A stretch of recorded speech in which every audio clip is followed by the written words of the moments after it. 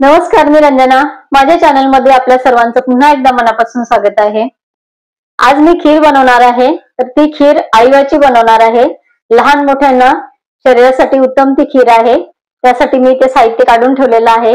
चला तर मग आपण खीर बनवूया. इथे आळीव खीर बनवण्यासाठी या छोट्या वाटीच्या मापाने 2 वाटी मी इथं आळीव घेतलेले आहेत आणि 2 टीस्पून मी इथे याच्यामध्येच खसखस घातलेली आहे. तर 1 तासभर झाले मी हे पाण्यामध्ये व्यवस्थित हे मिक्स करून आणि भिजत लावलेलं आहे. तर पूर्ण वाटीभर मी पाणी टाकलेलं होतं.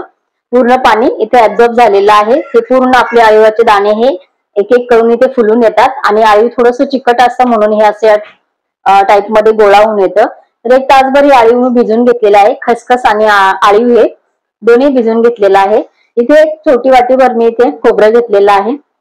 टीस्पून म्हणाल तर 3 टीस्पून आहे हे. तर हे ओलं खोबरं आहे. आणि इथे 7-8 मी बदाम कुटून घेतलेले आहे. 3-4 वेलची मी साखर घालून कुटून घेतलेली आहे. 7-8 इथे काजू आहेत आणि इथे मी खारीक घेतलेली आहे. थोडा बी काढून आणि त्याच्यावरती खलबत्त्याने असं थोडस आपल्या खलबत्त्यामधली मुसळी असते तर मुसळीने आपण याच्यावर असं जर थोडस दणके देऊन घेतले तर हे छान आपल्याला कट करता येतं. व्यवस्थित बारीक तुकडे याचे आपण करू शकतो. हे बघा. तर अशा पद्धतीने मी ते 7 ते 8 इथे खारीक घेतलेले आहे बारीक तुकडे करून बिया काढून आणि इथे गरजेनुसार आपल्याला दूध लागणार आहे. आणि तुम्ही साखरेची बनवू शकता, गुळाची बनवू शकता. तर इथे मी गुळ वापरणार आहे आणि गरजेनुसार इथे आपल्याला दूध घ्यायचं आहे. आणि 2 टीस्पून मी इथे तुपाचा वापर करणार आहे. चला तर मग आपण आता खीर बनवायला सुरुवात करूया. गॅसवरती मी एक पातेलं इथे ठेवलेलं आहे. 2 चमचे आपल्याला इथे तूप घालायचंय. तूप तुम्ही इथे कमी जास्तही करू शकता. 1 चमचाचाही वापर इथे करू शकता तुपाचं. तुमच्या आवडीनुसार तुम्ही 1-2 चमचे 3 चमचे सुद्धा इथे तूप वापरू शकता. कारण खिरीमध्ये तूप चांगलंच लागतं. तर तुम्ही तुमच्या आवडीप्रमाणे इथे तूप घालून घ्यायचं आहे. तूप आपल्याला इथे व्यवस्थित गरम करून घ्यायचंय. तूप इथे आपलं छान गरम झालेले. तर आपण आधी हे खारीक आहे याच्यामध्ये घालून घेऊ. तुपामध्ये थोडीशी आपल्याला परतवून घ्यायची आहे. तुम्ही खारीकचे तुकडे जर तुम्हाला आवडत नसतील तर तुम्ही खारीक आणि खोबऱ्याचं किस करून ठेवलेला असतो आपण घरामध्ये. तर तोही तुम्ही घेऊ शकता. तुमच्या आवडीवरती आहे. तर इथे माझ्याकडे सर्वांना हे असे या टाईपचे खारीकचे तुकडे आवडतात खिरीमध्ये. तर मी असे करून घेतलेले आहेत. हे बघा. थोडेसे आपण खारीक आपली जराशी कलर बदलला की आपल्याला इथे बदाम आणि काजू पण घालून घ्यायचे. बारीक आपण नंतर टाकून घेऊ. यातच आपल्याला ओलं खोबरं पण घालून घ्यायचंय. आळीवाची खीर लहान आणि मोठ्यांना सर्वांना उत्तम आहे. हातपाय सांधेदुखी वगैरे साठी उत्तम खीर आहे. हे बघा. सर्व साहित्य आपण तुपामध्ये मस्त छान परतवून घेतलेले. हे थोडंसं सुकं खोबरं आहे. तर सुकं खोबऱ्याने पण छान टेस्ट येते. सुकं ओल्या खोबऱ्याची आपापल्या ठिकाणी वेगळी चव आहे. तर थोडंसं सुकं खोबरं घातलेलं आहे. 1 टीस्पून फक्त. आणि आता इथे आपल्याला ही आळीव घालून घ्यायचं आहे. हे बघा. आळीव आपल्याला थोडंसं असं परतवून घ्यायचं आहे.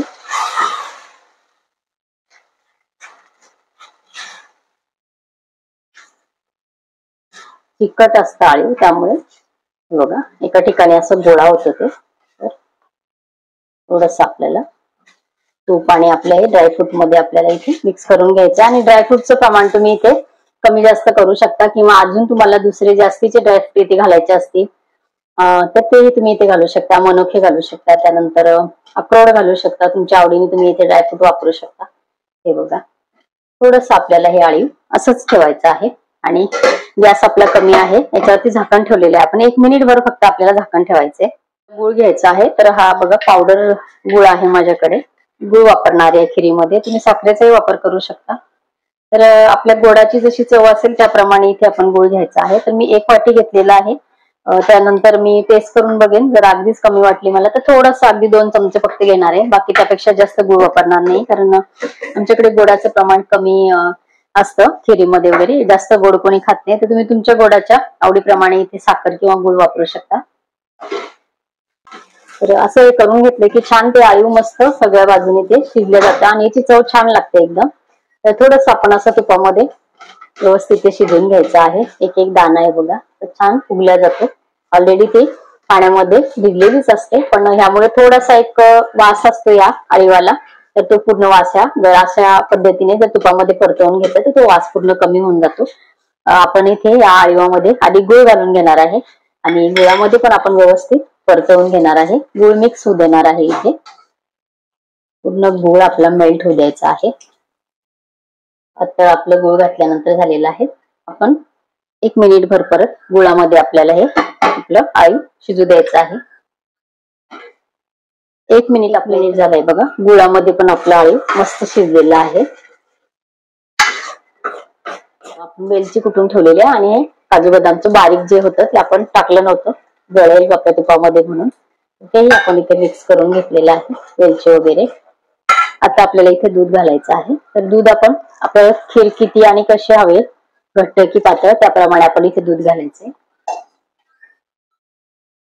तर इथे आपण अगोदर दूध घातलं, पण त्यानंतर अजून थोडंसं दूध मी इथे घालणार आहे.